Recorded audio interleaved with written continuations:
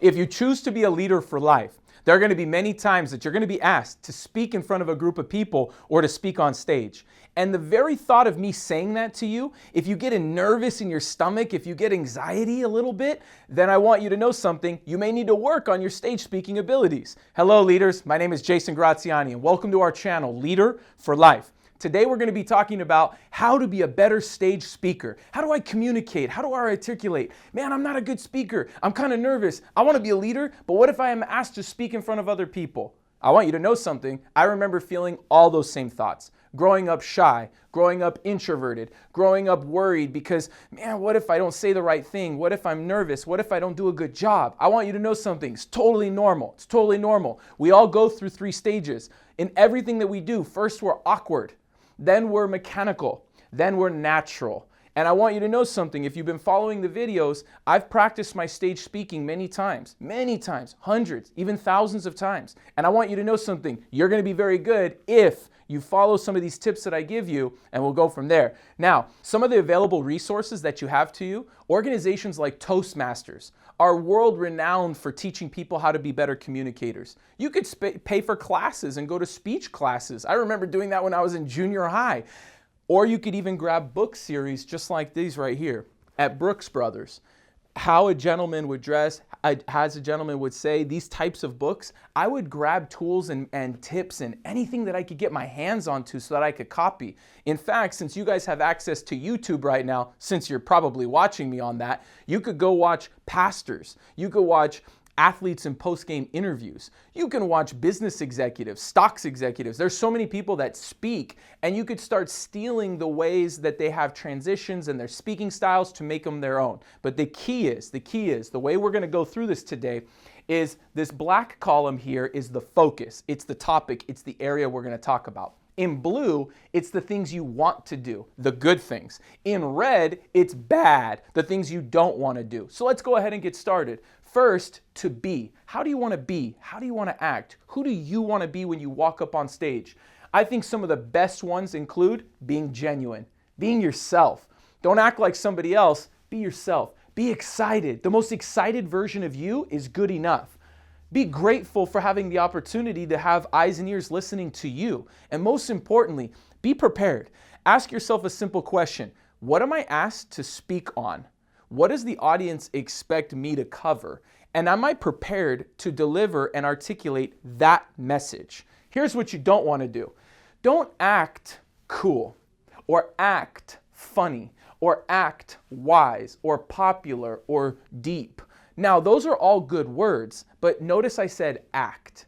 Don't act like those things. If you're already a popular type of a person, then just be that. If you're already funny on stage, be funny on stage. But you be you. And so people will know if you're acting like another person or if you're genuine like yourself. Make sure you're genuine. Next, word choice. When you're selecting words to speak and communicate to a group of people, less is more. Fewest words possible. In other words, can you say the same thing using less words than you're currently using?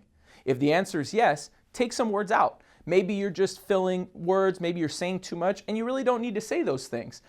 A few phrases, words that you could remove from your vocabulary pretty quickly here, okay? Filling dead spots. A dead spot in a talk is the spot of a talk where maybe you don't know what to say, or maybe there's an awkward pause.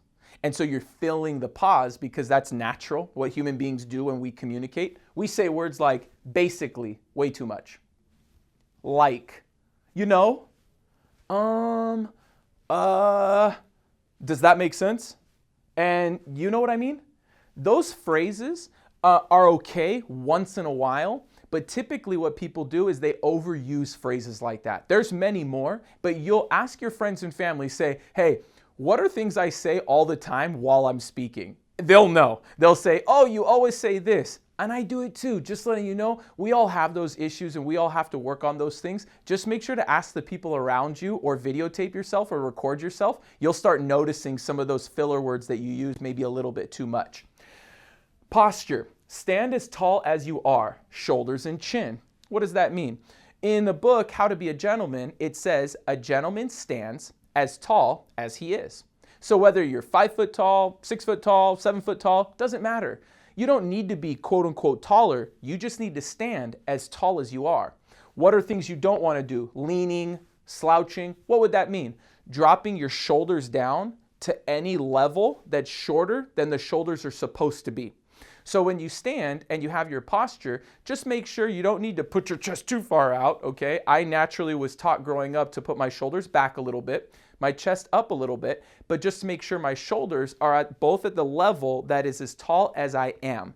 Chin, when I mention chin, if your chin's too far down, the message is going to go to the front row and not to the back. If your chin is too far up, you might end up talking to the birds and not your audience. So make sure that you're speaking straightforward and clearly and have some fun. Obviously, I'm a little sarcastic, just a little bit. So we're going to keep going with it. Tone, powerful, uplifting, building people up. Listen, communication falls into 3 categories. 55% of communication is your body language. Simply what your body does. So even if people had earplugs in when you're speaking, they already got 55% of what you're saying. They don't need to hear anything to understand 55% of what you're saying. If they are listening, but they close their eyes, tone of your voice is 38% of the message. So if somebody closed their eyes, listened to your talk, without looking at you, okay, they would get your tone 38% of the message. So what's left? Content is only 7%. Meaning your speech, no matter how well you write it out or your talk, and no matter what words you say, it's your body language while you're saying it and the tone that you're speaking while you say it. Some of the troubling tones, being wise. When I say being wise, it may be, again, like the top line, acting. You're acting a little bit. Condescending, disrespectful, or what I call elusive. When I say condescending, disrespectful, elusive, here's what happens to us as people. We're human. So guess what happens? Right before we speak on stage, we get a text that bothers us. We get in an argument with our spouse that frustrates us. One of our teammates does something that we don't like, and so we have a negative spirit inside of us. And when we articulate the message, if we had, for example, 100 people in our audience, instead of speaking to the 98 or 99 people that are fired up, excited to hear your message, you or us, we sometimes speak to the one person in the audience that we don't like or that we're mad at. Or something's frustrating us that has nothing to do with the audience, but we tend to be a little bit condescending and disrespectful in our tone. Be very careful. Many leaders have struggled in this area. I know I'm one of them. And so pay very close attention to the way that you're communicating. And if you have something that's going on inside of you, any negativity, small thinking, negative thinking, before you go on stage, clean it out. You know, if you need to go have your coffee, if you need to go listen to your song that fires you up, if you need to go read an affirmation or a daily devotional or talk to your best friend that'll lift you up, whatever it is, don't go on stage in front of human beings if you're feeling a negative spirit about you. It ends up being a very, very, very bad message, and it could ruin everything that you've worked really hard to prepare for. Pronunciation. Articulate clearly. Use punctuation. See, I'm even messing it up while I'm training you on it. And use people's names. It's so powerful if you know a couple people's names in the audience and in the middle of the message, you mention Jennifer, John, Mary, Juan, you mention their name in the middle of your dialogue. That personalizes the message. And what it does is it takes the audience and then you being on a stage and it makes it more like you're together in the message. Because in the beginning, you'll feel like you're separate. You're on stage, they're in the audience. By using their names and speaking so that they could understand what you're saying, you're now involving them. And when audiences are involved in their speaker, like a good pastor, a good teacher, when they're involved with the speaker, they're more likely to listen and they're more likely to follow the instruction that's given. And so really work on using people's name and pronunciate your words clearly. What's the downside? Slurring your words. That's like speaking maybe too fast and putting your words together and people didn't understand what you said. Maybe it's slang. Maybe you speak a certain way in your hometown or your community or with your family members or your people at your church or your community, but then you're speaking to another group that doesn't understand some of those same words. Be very careful using slang when speaking to large audiences. Faking accents. Sometimes that's common for people to act like and speak like people that they're speaking in front of. I would not patronize people by trying to speak like them. I would just speak like yourself, and maybe I would slow down a little bit if you think that there's a gap in the understanding or the language. Volume. Talk to the back two corners, make me feel you. For example, if I'm speaking in a room that's a square or rectangle, I want you to pretend that there's two other people in the room when you talk. Somebody in the back corner on your right side, somebody in the back corner on your left side. And if you're speaking, while you're speaking, the volume has to make sure that it could penetrate that person's ears and that person's ears over there. If you do that properly, everybody in the room is going to hear you clearly. You'll lose your audience so fast and make it harder to communicate the message if only a certain percentage of the audience could listen, because then the people in the back, they start doing distracting activities that bother you while you're speaking. You don't want to do that. Talking to just the front row or the podium or being too soft-spoken, that's not what you want to do. Hand usage. Movement should reflect your message. So while you're speaking, it would be kind of weird if I did everything just like this and I never brought my hands out at all. I mean, maybe you listen to me, but are you in 8th grade doing a poetry class? Are you nervous? Are you holding your fingers in the back like I'm doing here? That is common, and I want you to know something. Then some people bring their hands out, and they maybe get a little too wild with their hands. Maybe they're doing too many things, and so I'm trying to understand your message, but your hands are in the way. Try to make your hands coincide with the message that you're giving. And as long as the hands are complementing the words that are being said, it will be very natural. If you're nervous about using your hands, do your best to let your hands hang and just let your arms hang. And I know sometimes you may have to just practice it, but just let your arms hang and let your hands go to your side. And once in a while, you could bring it out and you could practice just a little bit. You could practice just a little bit with your hands, but at the very least, don't put them back here. Don't put them in your pocket, okay? Watch your pockets. Don't snap your fingers, tap on the podium or click something. Maybe you have a pen in your hand because you were writing. Be careful not to click, click, click, click, click, click throughout your presentation and then grabbing your pants, the nervous signs. Nobody knows how you feel. Okay? They only know how you feel by your face. And so as long as your face looks like you're in the right direction and you're not doing something awkward with your hands to draw attention, they don't know anything. You might have sweat through your entire clothes and have to go to the bathroom and change your clothes afterwards. They don't know that. And it's okay if that's the case. It's not like I'm speaking from experience or anything back when I got started. So eye contact, look at the eyes or look over their head. It's best to look your audience in the eyes. But if you can't do that, or if they distract you, or if you get nervous, look just over their heads and it'll make you less nervous because they will think you're looking at them, but you're looking right over their heads and it will be less of a distraction for you. And that may help you when you speak.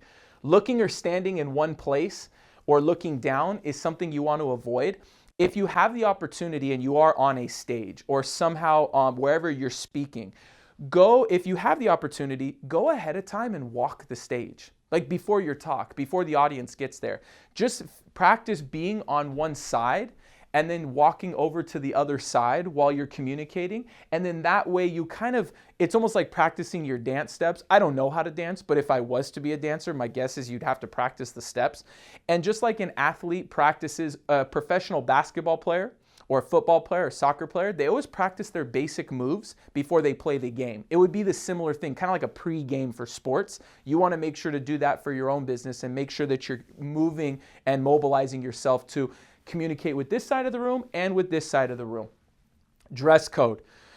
Dress code. I'll speak quickly from the male perspective, given the fact that I usually shop for wearing men's clothes here, okay? Suit that fits. Suit that fits. You don't have to have nice clothes. I used to think that I couldn't be a public presenter because I didn't have thousands of dollars to buy fancy suits. I didn't realize that you didn't have to have fancy clothes. You don't even have to have fancy anything. You just need to have what you wear fit. So the sleeve length, it fits. The pant length, it fits. It could be your neck. Maybe you're wearing a dress shirt. Make sure that the neck size is correct. Make sure that your collar stays. You know, sometimes with guys, they flip up a little bit. There are these things called collar stays that go inside. I remember learning that. I didn't know that the first time. Make sure that if you buy a suit, that you rip the tags off the front or that you open up your pocket. I remember when I remember wearing my tag and then somebody telling me, Jason, you're supposed to rip that off. And I'm like, what? That's the brand. I thought, and they're like, this is your first suit, isn't it? And I was like, absolutely. I remember not being able to put a handkerchief inside my pocket and saying, hey, my pocket doesn't work. I said that to somebody and they said, you haven't opened up the pocket yet.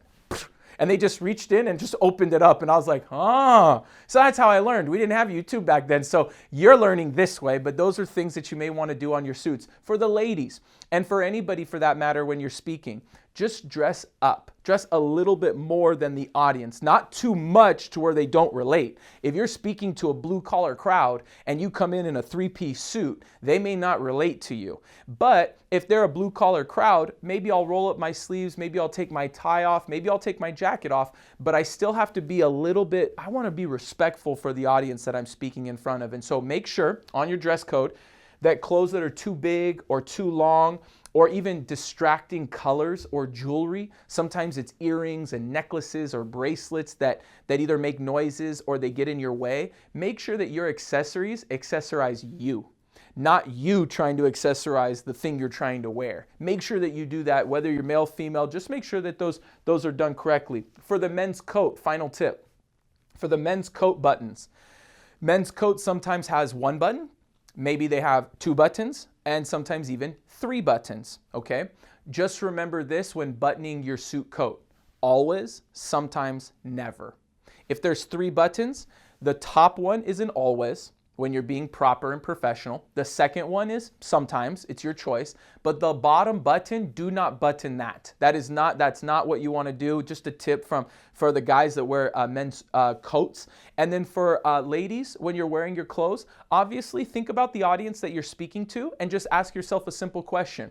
Are you looking to be popular? Or are you looking to be respected? How do you want the audience to view you? Just dress that way. And I think that it'll be very effective. As we wrap up here, most important is the bottom comment. When you get off stage, what are the people that are listening to you thinking, and what is the call to action? Most important solve that you're trying to accomplish through your body language, your tone, your content, your hands, and all the other tips that we gave you is this. When I'm done speaking, what do I want the audience thinking about, and what do I want them to do? What do I want them thinking about, and what do I want them to do? Make sure that as you wrap up whatever talk you're given, you give your call to action. Meaning, make sure that you get to the meeting at 8 o'clock on Monday. See you guys then.